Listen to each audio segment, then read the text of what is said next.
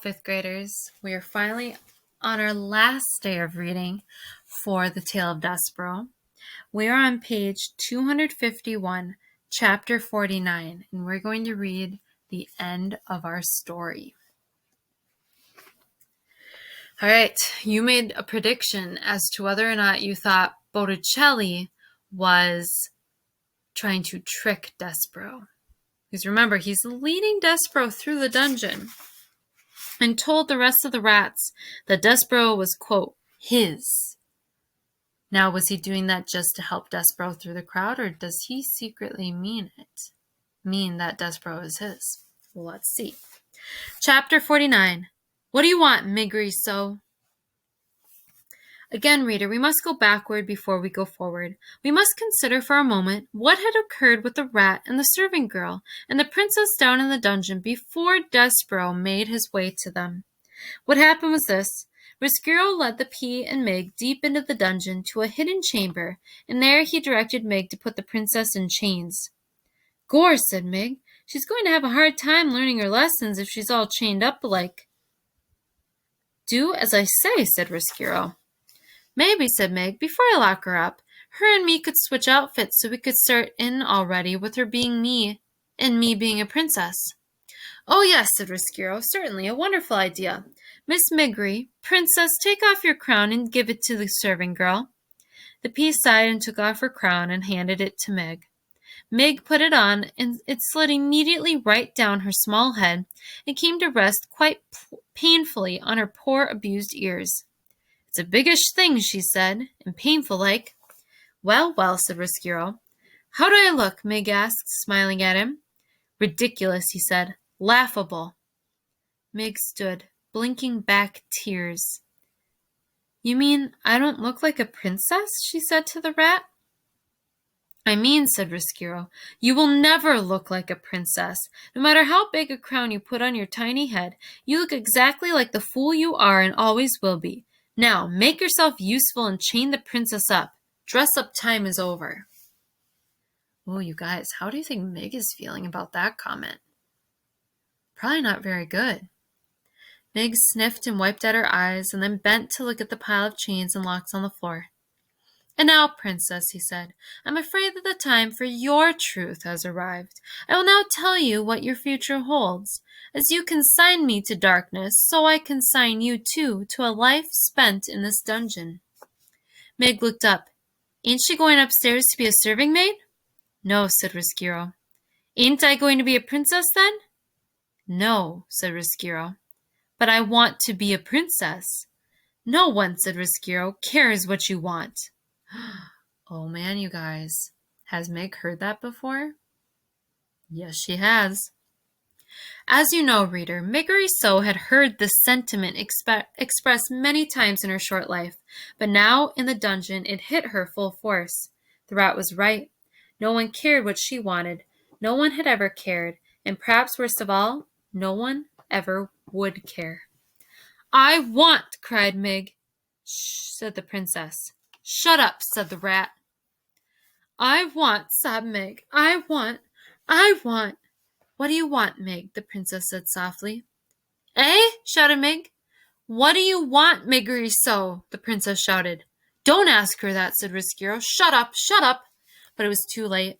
The words had been said. The question at last had been asked. The world stopped spinning, and all of creation held its breath, waiting to hear what it was that Maigriceau wanted. I want, said Meg. Yes, shouted the P.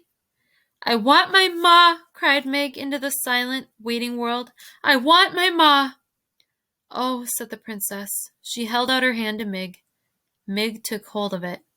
I want my mother too, said the princess softly, and she squeezed Meg's hand. Stop it, shouted Risquero. Chain her up, chain her up. Gore, said Meg, I ain't going to do it. You can't make me do it. We can see on page 255 the princess talking to Meg. I got the knife, don't I? She took the knife and held it up. "If you have any sense at all," said Roscuro, "and I heartily doubt that you do, you will not use that instrument on me. Without me you will never find your way out of the dungeon, and you will starve to death here or worse." "Gore," said Mig, "then lead us out now, or I will chop you up into little rat bits." "No," said Roscuro, "the princess shall stay here in the darkness, and you, Mig, will stay with her." "But I want to go upstairs," said Mig. "I'm afraid that we are stuck here, Mig," shouted the princess, "unless the rat has a change of heart and decides to lead us out." "There will be no changes of heart," said Roscuro. "None." "Gore," said Mig. She lowered the knife. And so the rat and the princess and the servant girl sat together in the dungeon as, outside the castle, the sun rose and moved through the sky and sank to the earth again, and night fell. They sat together until the candle had burned out and another one had to be lit. They sat together in the dungeon. They sat and sat. And reader, truthfully, they might be sitting there still if a mouse had not arrived. Chapter 50, in which the princess says his name. "Princess!" Despereaux shouted. "Princess, I have come to save you." The Princess P heard her name. She looked up. "Despereaux," she whispered. And then she shouted it. "Despereaux!" Reader, nothing is sweeter in this sad world than the sound of someone you love calling your name. Nothing. For Despereaux, the sound was worth everything.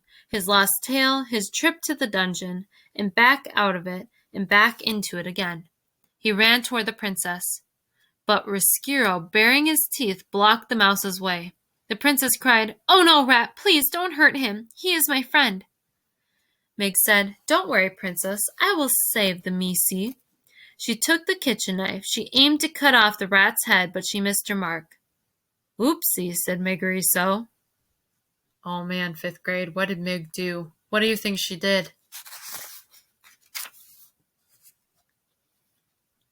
Chapter 51. What is that smell? "Ow!" screamed Roscuro.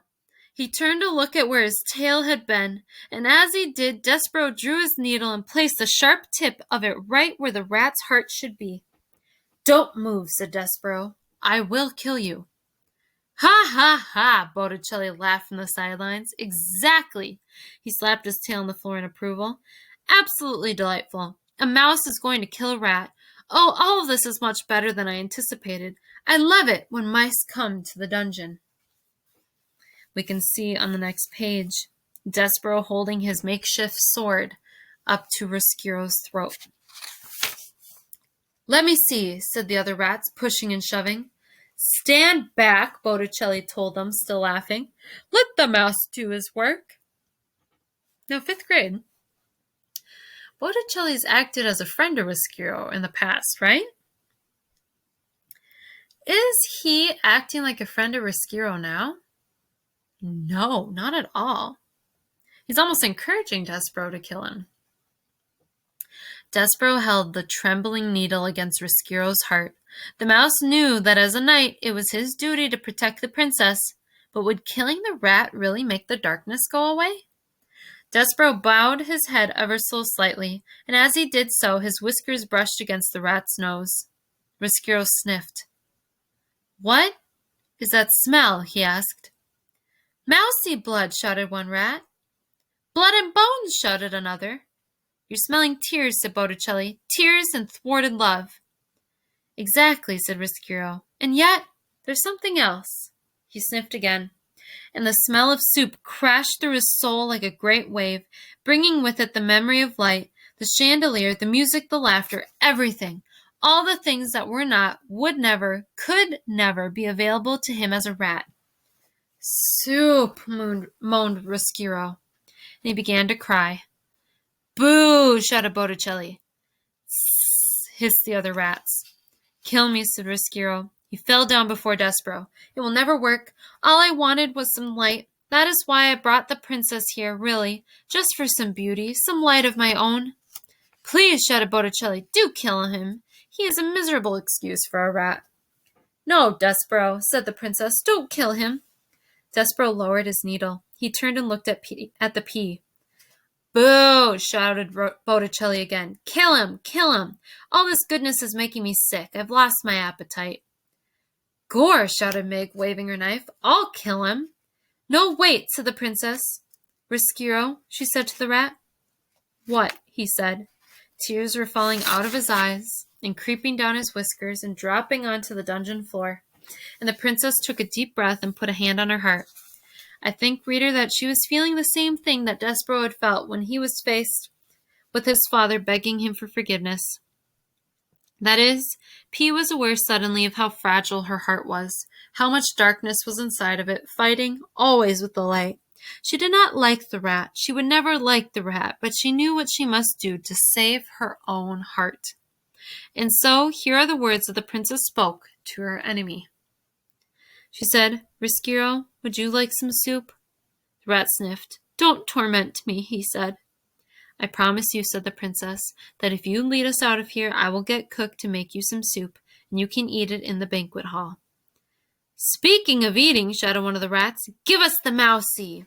Yeah, shouted another, hand over the mouse. Who would want him now, said Botticelli. The flavor of him will be ruined. All that forgiveness and goodness, blech. I, for one, am leaving. Soup in the banquet hall? Riskiro asked the princess. Yes, said the pea. Really? Truly, I promise. Gore, shouted Mig, soup is illegal. But soup is good, said Despereaux. Yes, said the pea, isn't it? The princess bent down before the mouse. You are my knight, she said to him, with a shining needle, and I am so glad that you found me. Let's go upstairs. Let's eat some soup. And reader, they did. Chapter 52. Happily Ever After. But the question you want answered, I know, is did they live happily ever after? Yes and no. What of Riskiro? Did he live happily ever after? Well, the Princess P gave him free access to the upstairs of the castle, and he was allowed to go back and forth from the darkness of the dungeon to the light of the upstairs. But alas, he never really belonged in either place. The sad fate, I am afraid, of those whose hearts break and then mend in crooked ways. But the rat, in seeking forgiveness, did manage to shed some small light, some happiness into another life. How? Riskiro, reader, told the princess about the prisoner who had once owned a red tablecloth, and the princess saw to it that the prisoner was released, and Riskiro led the man up out of the dungeon and to his daughter Miggery So. Mig, as you might have guessed, did not get to be a princess, but her father, to atone for what he had done, treated her like one for the rest of his days. And what of Despereaux? Did he live happily ever after? Well, he did not marry the princess, if that is what you mean by happily ever after. Even a world as strange as this one, a mouse and a princess cannot marry. But reader, they can be friends. And they were.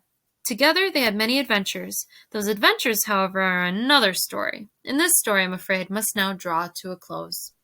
But before you leave, reader, imagine this.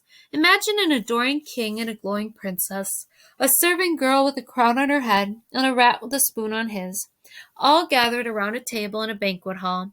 In the middle of the table, there is a great kettle of soup. Sitting in place of honor right next to the princess is a very small mouse with big ears. And peeking out from behind a dusty velvet curtain, looking in amazement at the scene before them, are 4 other mice. Mon Dieu, look, look, says Antoinette. He lives, and he seems such the happy mouse. Forgiven, whispers Lester. Cripes, said Furlough. Unbelievable. Just so, says the threadmaster Hovis, smiling. Just so. And reader, it is just so. Isn't it? The end. If we turn the page, or first, before we turn the page, you'll notice in the picture, not only is Princess P happy with Despereaux, you can also see the king smiling down at him as well. All right, if we turn the page, we have Coda. Do you remember when Despereaux was in the dungeon, cupped in Gregory the jailer's hand, whispering a story in the old man's ear? I would like it very much if you thought of me as a mouse telling you a story, this story, with the whole of my heart, whispering it in your ear in order to save myself from the darkness and to save you from the darkness too. Stories are light, Gregory the jailer told Despereaux. Reader, I hope you have found some light here. In 5th grade, that is where we are going to stop. What did you think of the book? Did it end the way that you thought it would? Or not? What were some parts of the book that you really enjoyed? Were there any parts you didn't enjoy? Well, I, for one, absolutely loved reading this story to you. And like our book said, I hope it brought some more light into your life. Nice job.